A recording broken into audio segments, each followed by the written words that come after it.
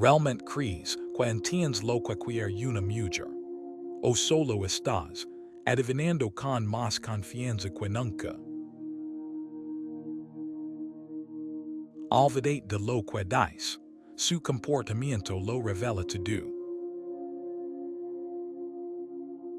1. La pregunta incomoda. Realmente puedes saber que quieren las mujeres.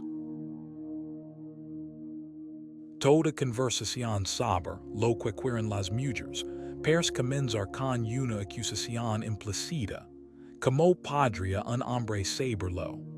La sola idea provoca resistencia, y a veces indignación. Es arrogancia, es ignorancia, o es algo más profundo. Una incomodidad con la idea de que alguien, si del género que se atreve a afirmar que comprende el deseo de otro. Esto no trata solo de política de género.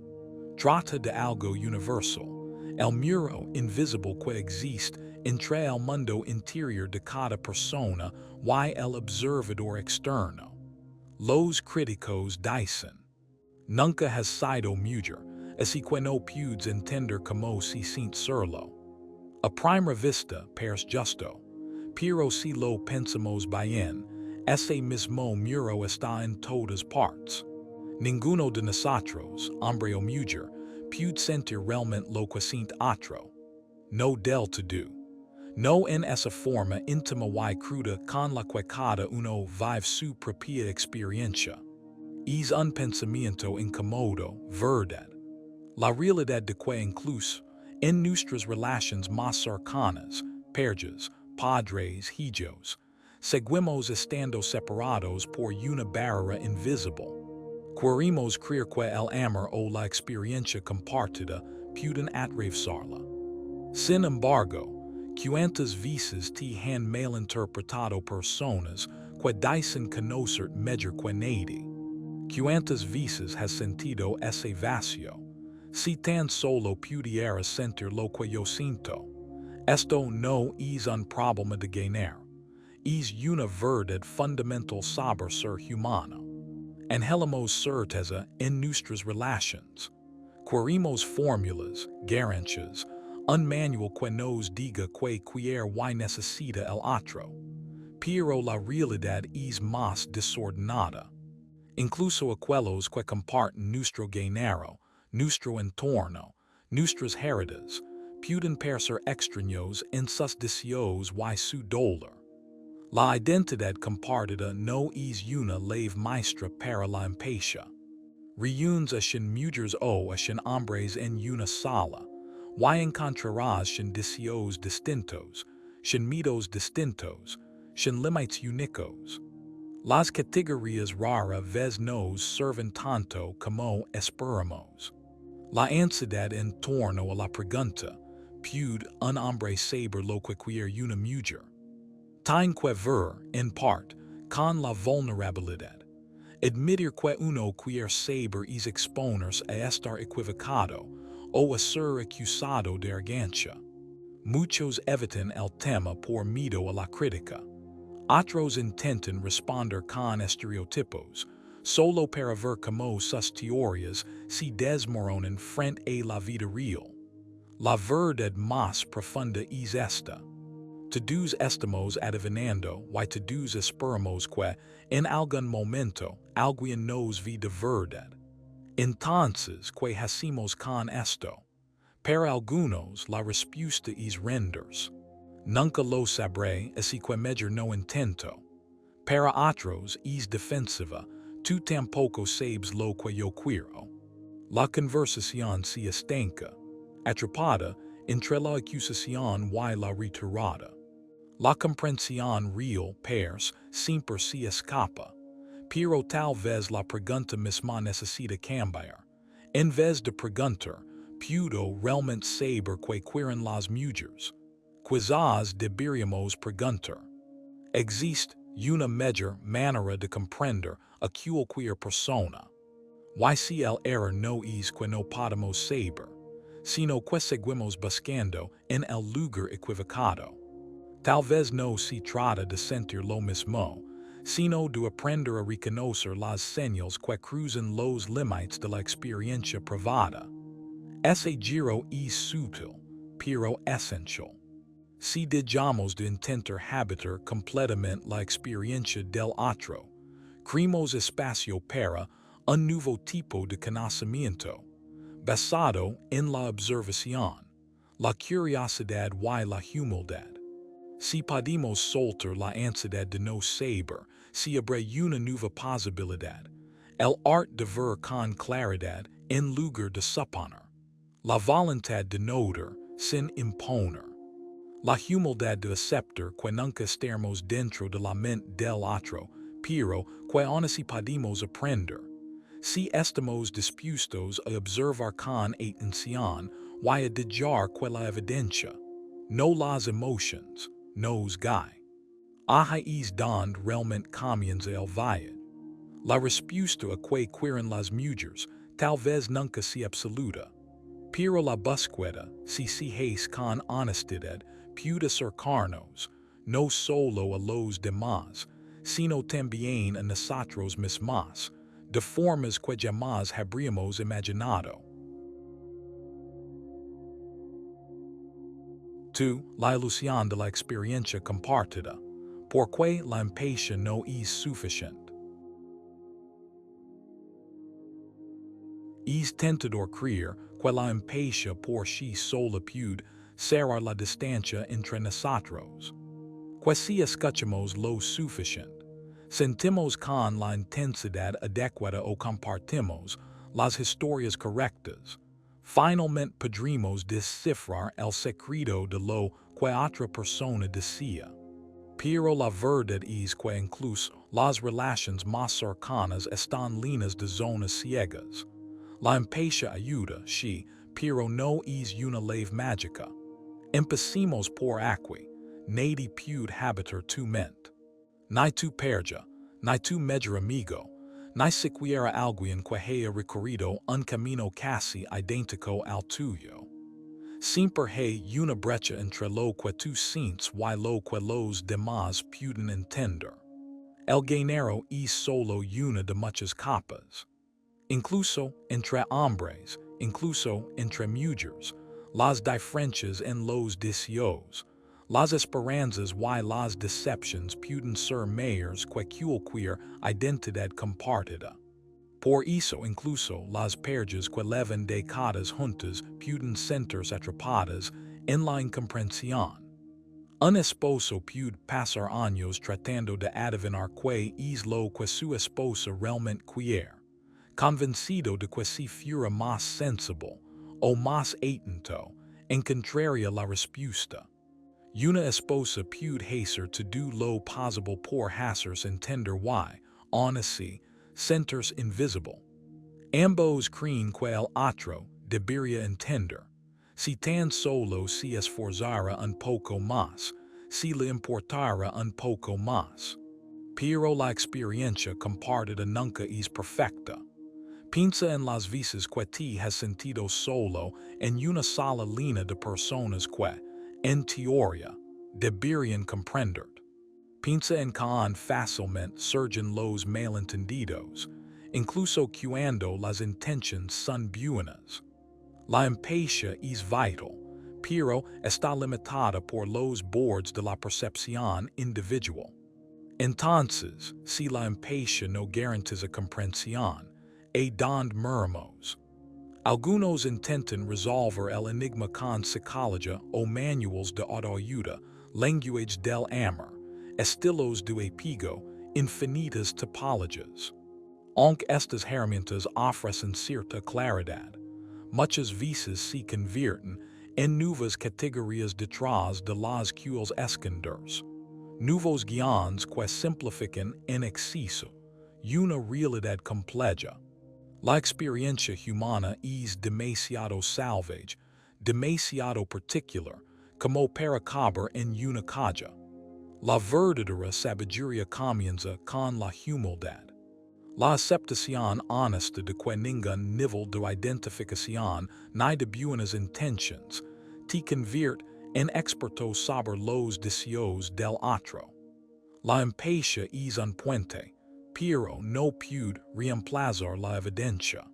Para saber lo que alguien quiere, hay que ir más allá de lo que uno siente, y también más allá de lo que el otro dice que siente. Hay que observar lo que realmente sucede en el mundo concreto. Pero la humildad no es una derrota, es un comienzo. Cuando aceptas que tu impaciencia, por más sincera que sea, no puede cartografiar el alma del otro, comienzas a ver lo que antes pasabas por alto. Patrons en lo que las personas eligen, en lo que toleran, en lo que persiguen una y otra vez a pesar de sus propias quejas.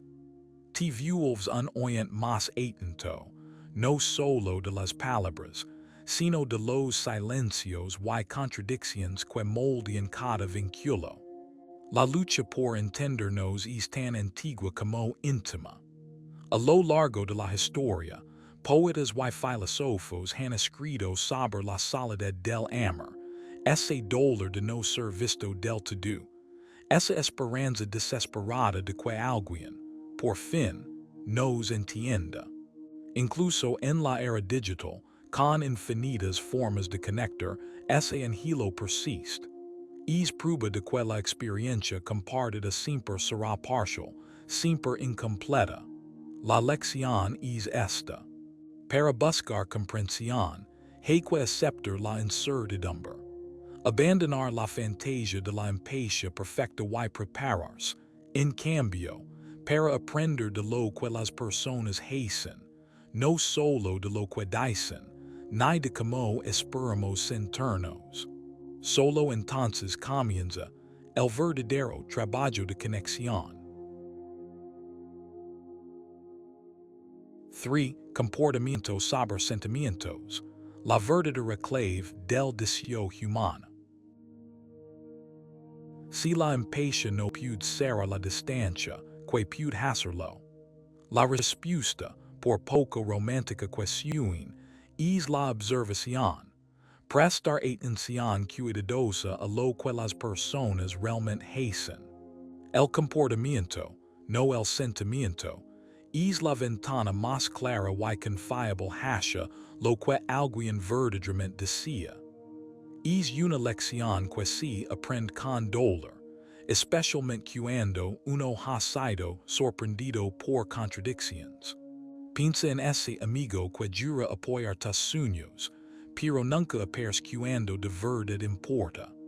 O en la perja que promete compromiso, pero se aleja un poco más con cada año que pasa. Las palabras pueden ser hermosas, los sentimientos intensos, pero la acción es el voto final. ¿Por qué nos cuesta tanto aceptar esto? En parte, por esperanza. Queremos creer en las historias que los demás nos cuentan, y en las historias que nos contamos a nosotros mismos. Anhelamos la seguridad de que las personas que amamos realmente dicen lo que sienten. Pero en el fondo lo sabemos. Lo que alguien valora de verdad es lo que elige, especialmente cuando los recursos son limitados. Cuando le cuesta algo tiempo, dinero, comodidad o gullo, sus verdaderas prioridades se revelan. Considera un ejemplo simple. Le presentas a un amigo una idea de negocio. Él elogia tu visión, la llama brillante, pero cuando llega el momento de invertir, duda. Días después se compra un televisor nuevo. La ecuación es clara. Más allá de lo que dijo o sintió, valoro más el televisor. La acción revela el deseo, incluso cuando contradice el guión. Esto es aún más cierto en las relaciones románticas. Es fácil dejarse deslumbrar por las declaraciones. Te amo, nunca te dejaré, eres el único. Pero el amor es un verbo, no solo un sentimiento. Los gestos que importan no son los que se dicen a la luz de las velas, sino las decisiones constantes tomadas a plena luz del día.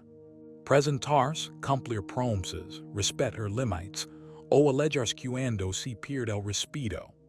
Muchas personas se esconden detrás de sus palabras y sentimientos, a veces de forma consciente, muchas veces sin saberlo. Todos somos un poco magos. Creemos ilusiones para aprovecharnos o proteger a otros de verdades dolorosas. Pero el cuerpo no miente. El calendario no miente. El estado de cuenta bancario no miente. Si alguien dice que le importas, pero nunca tiene tiempo, o siempre encuentra una excusa, cree en la acción.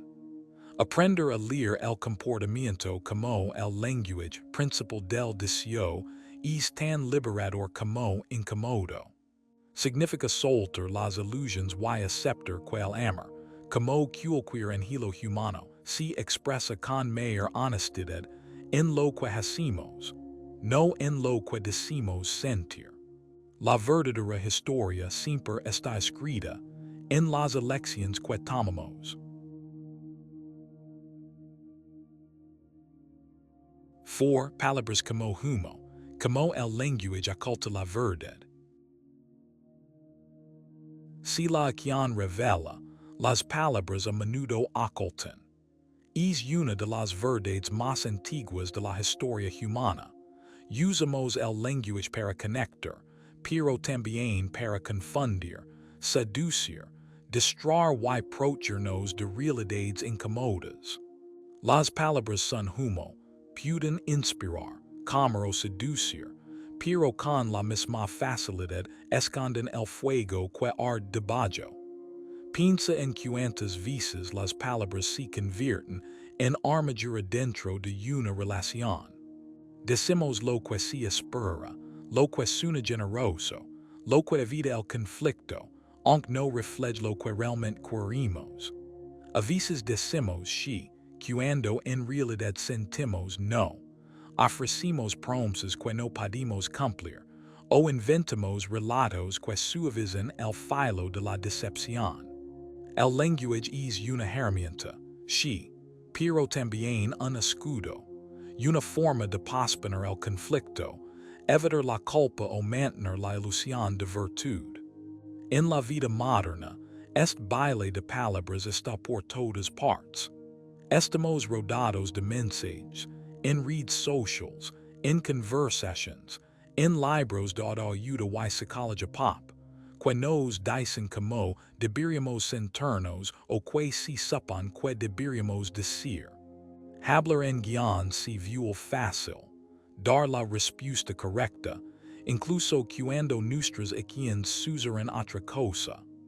Con el tiempo, incluso llegamos a creernos nuestras propias palabras, confundiendo nuestras historias con la verdad. Cuanto más hablamos, menos escuchamos. Cuanto más hábil somos justificando, más fácil es perdernos en nuestras propias explicaciones. Pero la realidad tiene su forma de abrirse paso. Cuando lo que alguien dice y lo que hace no coinciden, la tensión se acumula. Se siente en el cuerpo, ese malestar sutil que te dice que algo no cuadra, aunque no sepas exactamente qué es. Muchas personas ignoran esa incomodidad, prefiriendo creer el relato porque enfrentarse a la verdad implicaría actuar. Pero el cuerpo guarda la cuenta. La evidencia se acumula. Y en algún momento, la brecha entre palabra y acción se vuelve demasiado grande para ignorar, y la confianza empieza a erosionarse. Aquí es donde muchos se pierden. Toman las palabras al pie de la letra, creyendo que la elocuencia o la intensidad emocional son prueba de sinceridad. Nos atraen las grandes declaraciones, las disculpas poéticas, las explicaciones dramáticas, pero justo ahí es donde el humo suele ser más denso. No es cinismo desconfiar, es sabiduría nacida de la experiencia. Cuando lenguaje y comportamiento se separan, presta atención. Casi siempre hay una historia más profunda bajo la superficie. Vivimos rodados de megos socials, personas capaces de crear hechizos con sus palabras, convenciendo a otros y a sí mismas de que lo dicho es to do lo que importa. Pero si observas con detenimiento, la verdadera magia está en lo que ven después, las decisiones tomadas cuando el telón cae. Las palabras pueden crear una atmósfera, pero solo el comportamiento construye una relación. Al final, la mayor claridad llega cuando aprendes a ver a través del humo. Observa no solo lo que se dice, sino los silencios, esos espacios donde la historia y la acción se separan. Ali justo en ese hueco está la única respuesta que realmente importa.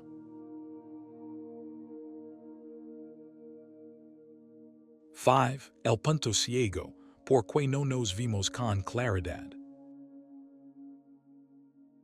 Si ya es difícil saber lo que los demás quieren, aún más difícil es vernos a nosotros mismos tal como somos. La mente es una ilusionista experta. No solo malinterpretamos los deseos ajenos. Con frecuencia, somos también extraños para nuestros propios anhelos. No se trata de debilidad ni de fracaso, es una característica universal del ser humano. Nuestra mente construye relatos para protegernos del dolor, y a veces esos relatos son más poderosos que la realidad misma. Imagina que te colocas frente a un espejo, con la esperanza de ver como los demás te ven. Pero el espejo está empeñado con años de historias, recuerdos y mitos. Puedes notar un gesto, un tono, una costumbre, pero todo lo filtras a través del relato que has construido sobre ti mismo. Ves lo que esperas ver, no necesariamente lo que está allí. Ese es el punto ciego que todos levamos dentro, la brecha entre la autoimagen y la verdad. Los terapeutas conocen esta dinámica de cerca. En sesión, las personas revelan contradicciones sin siquiera notarlo. Una mujer puede afirmar que valora su independencia, pero sus elecciones cotidianas muestran un profundo anhelo de cercanía. Un hombre puede decir que desea honestidad, pero evita sistemáticamente verdades incómodas, incluso ante sí mismo. Racionalizamos, justificamos y negamos la evidencia de nuestras propias acciones. No es una mentira malintencionada, es autoprotección, una forma de evitar el choque interno entre lo que decimos y lo que hacemos. Nadie está exento. Incluso cuando intentamos descifrar a los demás, nuestro propio punto ciego nos impide enfrentar con claridad lo que realmente queremos. Elegimos o evitamos. El mayor truco de la mente es convencernos de que nuestras historias son hechos, de que nuestras intenciones siempre son puras, y de que nuestras omisiones son simples excepciones desafortunadas. Pero si observas con ojos honestos, verás el patrón. Cuando el comportamiento y la autoimagen no coinciden, es siempre el comportamiento el que dice la verdad. Por eso, las perspectivas externas, amigos, mentores, incluso los críticos, pueden ser tan valiosas. Funcionan como espejos menos empeñados por nuestra narrativa interna. A veces duele escuchar lo que otros ven. Otras veces es un alivio. Pero a menos que estemos dispuestos a aceptar esa retroalimentación y confrontar la distancia entre quien creemos ser y lo que realmente hacemos, el conocimiento de uno mismo seguirá fuera de nuestro alcance.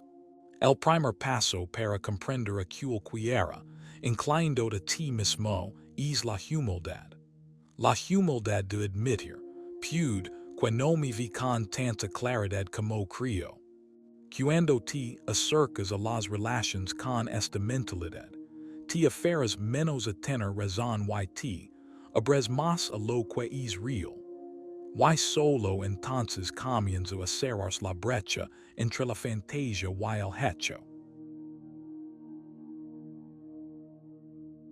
6. Autoengaño, el verdadero hechizo que lanza la mente. Si existe un truco de magia universal de la mente, es el autoengaño. La mayoría de nosotros nos volvimos ilusionistas expertos, no solo para los demás, sino, más peligrosamente, para nosotros mismos. Levamos a cabo hechizos sutiles cada día para proteger nuestro ego del dolor, para escudarnos de verdades incómodas, y para mantener una versión de la realidad que sea tolerable. No se trata de mentiras piadosas, sino de mecanismos profundos de supervivencia. Cuanto más inteligentes o autoconscientes somos, más sofisticados se vuelven nuestros hechizos. Es fácil ver el autoengaño en los demás. Notamos cuando las acciones de alguien contradicen sus valores declarados, o cuando siguen tomando decisiones que sabotean sus propios objetivos. Pensamos, si tan solo pudieran ver lo que yo veo, pero esos mismos patrones operan dentro de nosotros, muchas veces de forma invisible. Nuestra mente es una narradora experta. Reescribimos nuestras decepciones, justificamos nuestros compromisos, y tejimos nuevas historias para mantener a raya la ansiedad o el arrepentimiento. La disonancia cognitiva, el dolor de sostener dos creencias o valores en conflicto, alimenta gran parte de esta magia interior. En lugar de enfrentar esa incomodidad, cambiamos la historia. En realidad nunca quise ese ascenso. Ella no era la indicada para mí de todos modos. Estoy mejor solo. A veces estas racionalizaciones nos ayudan a sanar, pero muchas veces solo retrasan el crecimiento, atrapándonos en ilusiones que mantienen el mundo predecible y a nosotros sin culpa. Pero todo hechizo tiene su costo. Cuanto más nos aferramos a las narrativas que hemos creído, más difícil se vuelve ver la realidad, aprender de los errores y cambiar. Los hechizos de la mente pueden convertirse en prisiones. Nos representamos un papel para nosotros mismos tanto como para los demás, repitiendo el guión hasta que incluso olvidamos donde comienza a difuminarse la verdad. Como un mago convencido por su propia ilusión, olvidamos que el truco es solo un truco. Romper el hechizo requiere courage. Significa parar frente al espejo y dejar que muestre todo, lo bueno, lo malo y lo complicado. Significa aceptar que nuestros deseos y nuestras acciones no siempre están alineados. Que podemos querer algo confuso y aún así actuar en contra. El crecimiento real no comienza con la perfección, sino con la honestidad. La voluntad de desenmascarar nuestros propios trucos, de ver la distancia entre quien decimos ser y quien realmente somos, es el primer acto genuino de autocompasión.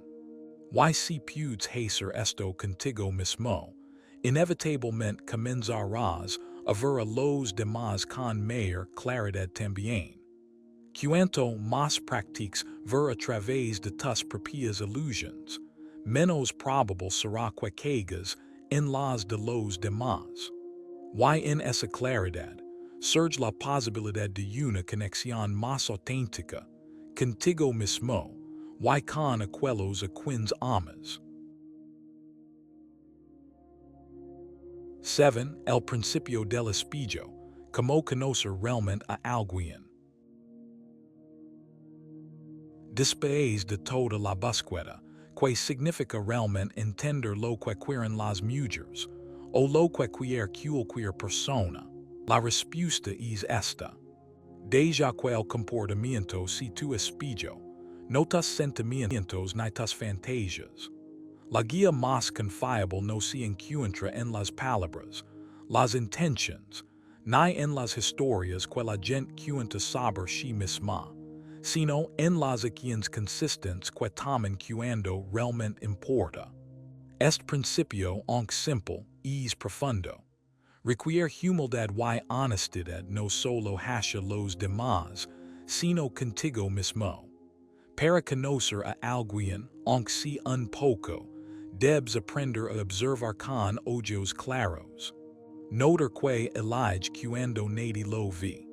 Observar donde con sus prioridades cuando hay costos reales y consecuencias. Los patrons importan más que las proclamaciones. Como alguien gasta su tiempo, porque está dispuesto a sacrificarse, a que regresa una y otra vez. Estos son los verdaderos indicadores del deseo. Aplicar este principio del espejo en las relaciones transforma la necesidad de certeza en una práctica de observación paciente. En lugar de interrogar palabras o perseguir tranquilidad, comienzas a confiar en la evidencia que tienes delante. Cuando la historia y el comportamiento coinciden, puedes creerla. Cuando divergen, cree en el comportamiento. Pero esta práctica no es fácil. Te pide resistir la poderosa atracción de la esperanza y del pensamiento ilusorio. Muchos queremos tanto ser elegidos, ser amados, que nuestras historias son validadas, que ignoramos los patrons evidentes frente a nosotros. Justificamos, reinterpretamos señales, o esperamos un futuro en el que todo tendrá sentido. El principio del espejo exige soltar la fantasía y anclarse en la realidad, aunque duela. También exige paciencia. Comprender los verdaderos deseos de alguien toma tiempo. Un solo gesto, una sola elección, un solo día rara vez son suficientes. Pero con el paso de las semanas y los meses, el mosaico de sus comportamientos revela más que cualquier confusión. La acumulación constante de acciones, como se presenta cuando las cosas se ponen difíciles, como reacciona cuando sus intereses chocan con los tuyos, como repara después de una ruptura, eso se convierte en tu brújula. Este cambio trae libertad. Te libera de la carga de adivinar pensamientos, de seguir pistas emocionales infinitas, de descifrar el significado oculto detrás de cada palabra. Te invita a ser un mejor oyente, no solo de lo que se dice, sino de lo que se hace. También te da permiso para establecer tus propios límites, sabiendo que honrar la acción por encima de la intención no es cinismo, sino sabiduría. Puedes alejar del agitador yugo de sobreanalizar, y confiar en la claridad de lo que se revela por sí solo. Y lo más importante, este principio también se aplica al conocimiento de uno mismo. Usa la misma honestidad contigo. No te quedes solo con lo que dices, deseas o temes. Observa tus propios hábitos. ¿Qué es lo que verdaderamente luchas por mantener? ¿Qué evitas? ¿A dónde van tus pasos cuando no hay guiones que seguir? La distancia entre tus palabras y tus acciones es el lugar donde se esconde tu yo más auténtico. Al final, conocer lo que quiere una mujer o cualquier ser humano no es poseer un código secreto, sino practicar esta claridad basada en el espejo, día tras día. Acepta la incertidumbre de la bienvenida al misterio y deja que el comportamiento, El tuyo y el de los demás, si el maestro final. Ahí donde comienza la verdadera comprensión, y donde finalmente es posible una conexión genuina.